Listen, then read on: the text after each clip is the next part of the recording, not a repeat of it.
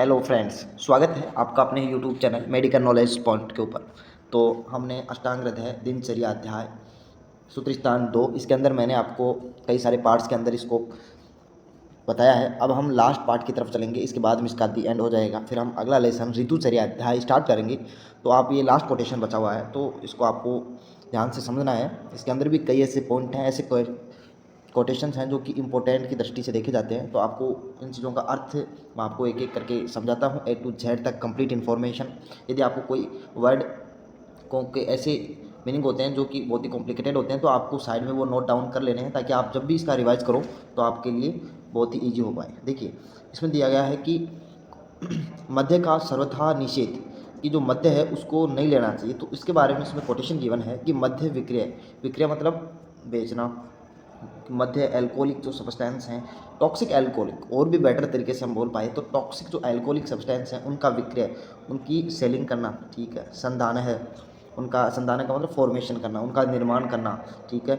आदान आदान आदान आदान आदानी, और मतलब उन जो टॉक्सिक मटेरियल हैं उनका आदान प्रदान करना, एक को देना और दूसरे को लेना। या फिर हम ऐसे कह सकते हैं कि जो टॉक्सिक पदार्थ हैं उनको हिंदी में हम बोलते हैं मद्य पदार्थ, जैसे एल्कोहलिक वगैरह।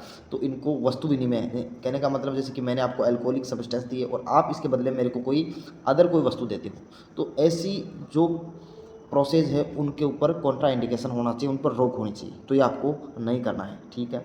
इसके साथ साथ आगे चलते हैं। इसमें दिया गया है कि पूर्वी वायु का निषेध, मतलब कहने का मतलब जो पूर्व दिशा की जो वायु है उसका बारे में बताया गया है कि पूर्वोत्तर, पूर्वोत्तर मतलब पूर्वीवात वायु। तप इसका मतलब धूप, तप धूप। रजस्तु, रजस्तु रजस्तु आपका इसका मीन्स ले सकते हो, जैसे कि धूल वगैरह है वो है। तुषार, ठीक है। ओज, तुस्य आदि। परुषा अनिला, परुष, परुष मतलब होता है कठिन, जो कि कठिन वायु है, या फिर आप कह सकते हो रुक्ष वायु। रुक्ष वायु, जो रुक्ष वायु है उसके निषेध करना चाहिए, वो कि कॉन्ट्रा इंडिकेटेड है। जैसे इसमें गिवन है कि पूर्व दिशा से आने वाली वायु, धूप, धूल का, ओज का, कठोर वायु, कठोर वायु से मतलब क्या है यहाँ पर रुक्ष वायु, तो वो उनका यूज़ नहीं करना चाहिए, क्योंकि वो हमारी बॉडी के लिए, चाहे वो फिजिकल स्टेट हो या फिर मेंटल स्टेट हो, उन दोनों के लिए वो हार्मफुल होते हैं। तो इनका यूज़ हमारे को नहीं करना चाहिए। अब देखिए कौन सी अदर अवॉइडेबल एक्ट्स हैं, कौन से जो एक्ट्स हैं वो अवॉइड करने चाहिए, इसके बारे के अंदर बताया गया है कि अनुरुज है। अनुरुज है मतलब कि बॉडी के अंदर बैंड होता है, थोड़ी बॉडी टेढ़ा करके, जिसके अंदर कहने का मतलब स्ट्रेट बॉडी नहीं है, उस कंडीशन में कौन कौन सी एक्टिविटीज़ नहीं करनी चाहिए। साउथू, साउथू, साउथू का मतलब होता है आपके स्नीजिंग, स्नीजिंग, ठीक है, छींक के लेना, ठीक है। उद्गार, डकार लेना, ठीक है, यहाँ पर मैं नोट डाउन कर देता हूँ। उद्गार, डकार लेना, ओके, इसको इंग्लिश में कहते हैं ब्रीचिंग। आगे चलते हैं, और इसके अंदर गिवन है, ठीक है, आगे और गिवन है इसके अंदर कास, कास मतलब जैसे कि कफिंग का जो प्रोसेस होता है उसको कास कहते हैं, कास बोला गया है, ठीक है। स्वप्न, निद्रा, अन्न, भोजन, मैथुनम, मैथुन, की बॉडी को तिरछी डायरेक्शन में करके या बॉडी के अंदर बैंड करके छींकना, खांसी, डकार और स्वप्न, निंद्रा लेना और अन्न का पान, और इसके साथ साथ मैथुन, इन कंडीशन में नहीं करना चाहिए, ठीक है। आगे बताया है कि कुलच्छायाम, कुलच्छायाम आप, कुलच्छायाम का मतलब ऐसा होता है जैसे कि कोई रिवर है और उस रिवर के पास में कोई ट्री है, तो उसकी छाया, उसका जो शेल्टर है, शरण स्थली है, वो उसको त्याग करना चाहिए। इसके साथ साथ नृप दृष्टम, नृप मतलब कि आप ऐसे लिख सकते हो एनिमी, एनिमी ऑफ किंग, राजा का जो दुश्मन होता है उसको, ठीक है। व्याल दृष्टि विषाणिन है, जैसे कि सर्प, कुत्ते, जो भी टॉक्सिक एनिमल्स हैं उनको त्याग करना चाहिए। तो एक बार दोबारा से सुनिए कि जो पेट की छाया है उसको राजा का दुश्मन, इसके साथ साथ विषैले, सर्प, कुत्ते, इनका हमें त्याग करना चाहिए, इनकी शरण स्थली नहीं लेनी चाहिए। आगे देखिए, इसमें गिवन है कि हीना, हीना अनार्य अति निपुण सेवाम विग्रहम, विग्रहम उत्तमे हे संध्या, संध्या सौभव्य, सौभव्य आहार, स्त्री, स्वप्न, अध्ययन, चिंत्यम। बहुत प्यारा सा कोटेशन गिवन है। देखिए इसका अर्थ समझिएगा, शब्दों को ब्रेक डाउन करके एक एक पद को बताता हूँ ताकि आपको बहुत ही अच्छे तरीके से समझ में बैठे। हीन का मतलब जो दुष्ट लोग हैं, नीच प्रवृत्ति के लोग हैं, उनको अनार्य, अनार्य से यहाँ पर मतलब दिया गया है डिसग्रेसफुल, डिसग्रेसफुल आप जो है दुष्ट व्यक्ति के लोग, ठीक है।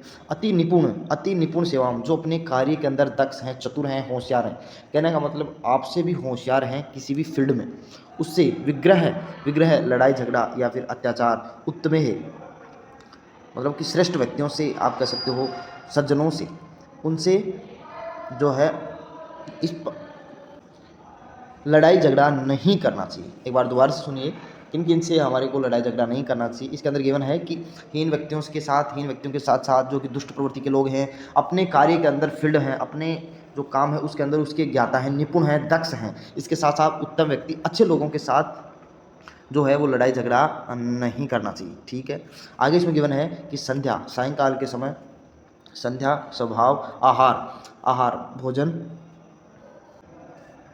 स्त्री का मतलब सहवास का टाइम है वो, स्वप्न, निद्रा लेना, अध्ययन, स्टडी करना, चिंतन, सांसारिक जो भी एक्टिविटीज़ हैं उनके ऊपर विचार शाम को नहीं करना चाहिए।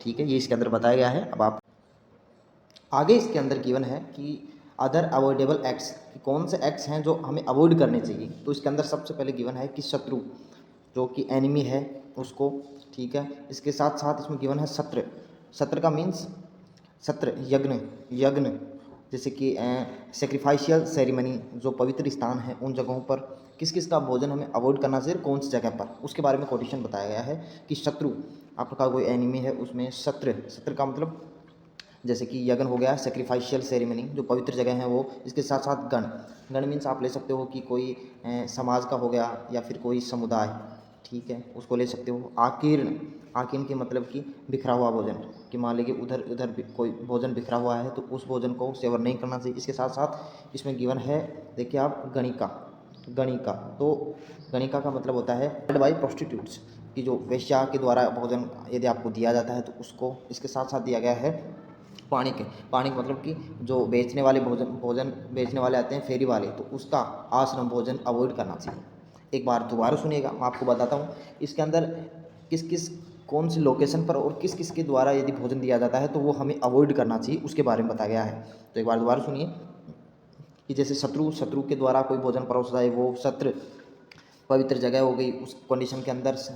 इसके साथ साथ समाज या फिर किसी समुदाय ने भोजन दिया है तो उसके साथ साथ वो उस भोजन को नहीं लेना चाहिए। किसी वेश्या ने यदि भोजन को परोसा है तो उस भोजन का सेवन नहीं करना चाहिए। और इसके साथ साथ ही बिखरा हुआ भोजन, फेरी वाला भोजन, इनको भी हमें अवॉइड करना चाहिए। ठीक है, अब देखिए आगे इसके अंदर और कोटेशन गिवन है कि गात्र, क्या गात्र वक्त्र नखहेर वाध्यम। गात्र का मतलब आप लीजिए बॉडी की, शरीर। वक्त्र का मतलब आप ले सकते हो, इसका मतलब मुख।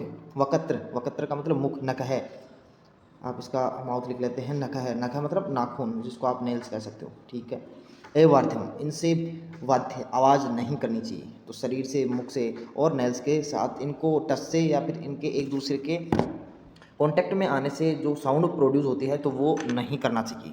इसके साथ साथ गिवन है कि हस्त केस केसा वधुनम, हाथ से केस बालों को, वधुनाम आवाज़ उत्पन्न करना, कि हाथों से बार बार बालों को टच करते हैं और उससे आवाज़ प्रोड्यूस होती है तो वो ऐसा नहीं करना चाहिए। कहने का मतलब कि बार बार अपने हैंड से हेयर को शेक करना, तो ये कंडीशन जो है वो अवॉइड बताई गई है। आगे देखिए, आगे चलते हैं। इसके अंदर आगे गिवन है कोटेशन कि अदर अवॉइडेबल डीड्स, कि कौन कौन से ऐसे कर्म हैं जो कि हमें आगे नहीं करना चाहिए, तो इनको भी हमें ध्यान में रखना है। देखिए तोय, एक बार मैं कोटेशन पढ़ देता हूँ कि तोय अग्रि पूज्यम अध्ययन यानम धूमम सवा आश्रयम मध्य अतिशक्तिम विश्रम्भ सवा तंत्रे स्त्री च त्यजेत। बहुत ही प्यारा कोटेशन है। देखिए एक एक को मैं आपको डिकोड बताता हूँ।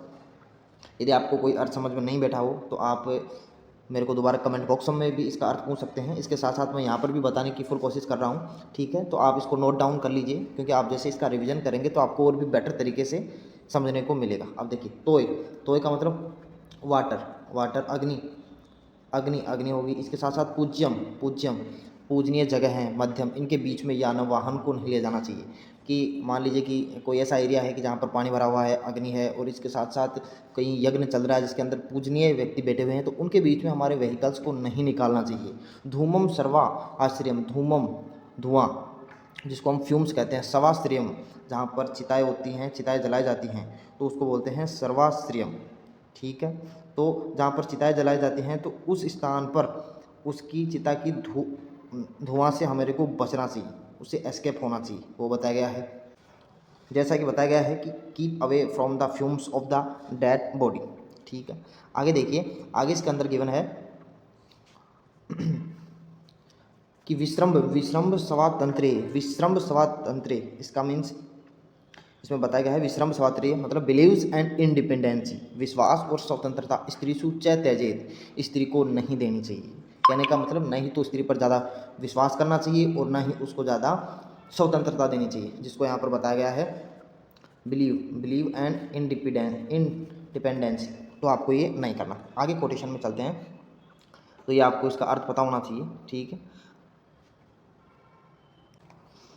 अगले कोटेशन में चलते हैं, कोटेशन नंबर 45। देखिए इसके अंदर दिया गया है कि बुद्धिमान मनुष्य परिरक्षक बने, कि जो बुद्धिमान मनुष्य हैं, इंटेलिजेंट पर्सन्स हैं, वो किस प्रकार से अपनी थिंकिंग रखते हैं, उसके बारे में बताया गया है कि आचार्य है सर्वचेष्टासु लोक एव ही धीमत है अनुकूर्यातम तम में वातो लोकी के अर्थ है परिरक्षा है, कि जो संसारिक जो इंटेलिजेंट पर्सन है, संसार के सभी लौकिक व्यवहारों को सीखने के लिए बुद्धिमान मनुष्य के लिए संसार ही आचार्य सम होता है। कि जो इंटेलिजेंट पर्सन्स होते हैं वो वर्ल्ड के अंदर जितनी भी एक्टिविटीज़ होते हैं उनको समझने की कोशिश करते हैं। इसके कारण इसीलिए बुद्धिमान मनुष्य को ही इस वर्ल्ड का आचार्य माना गया है, उसको टीचर माना गया है।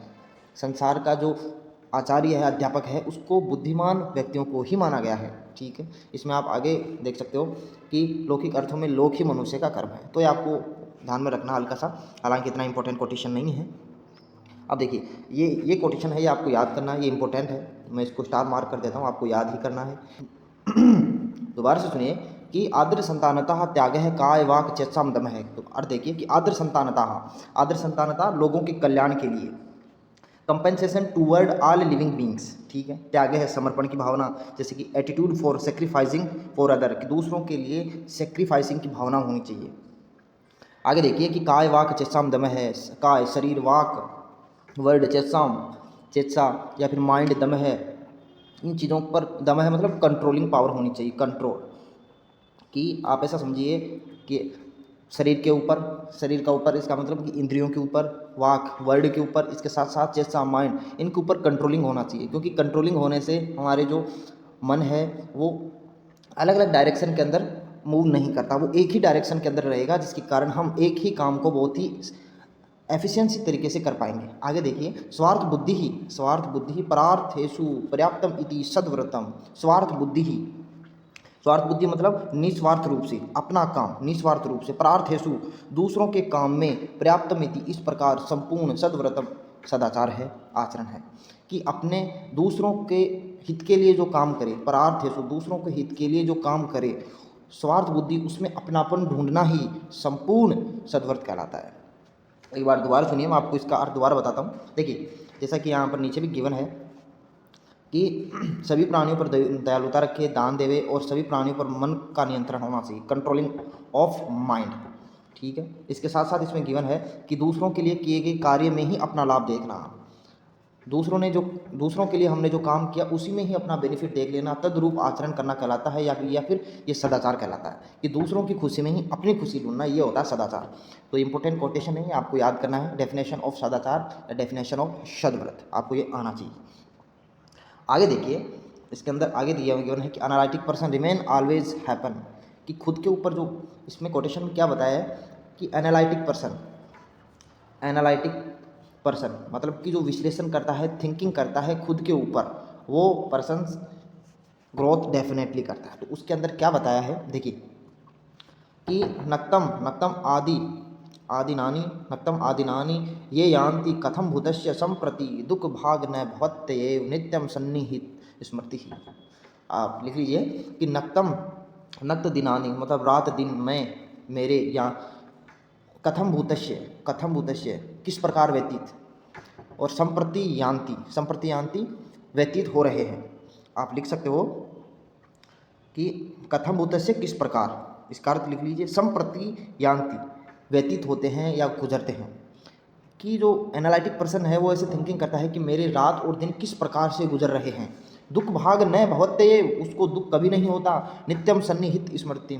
आप इसका मीनिंग लिखिए सन्निहित स्मृति, स्मरण करने वाला पर्सन, ठीक है, स्मरण करने वाला पर्सन, अपने बारे में सोचने वाला पर्सन व्यक्ति।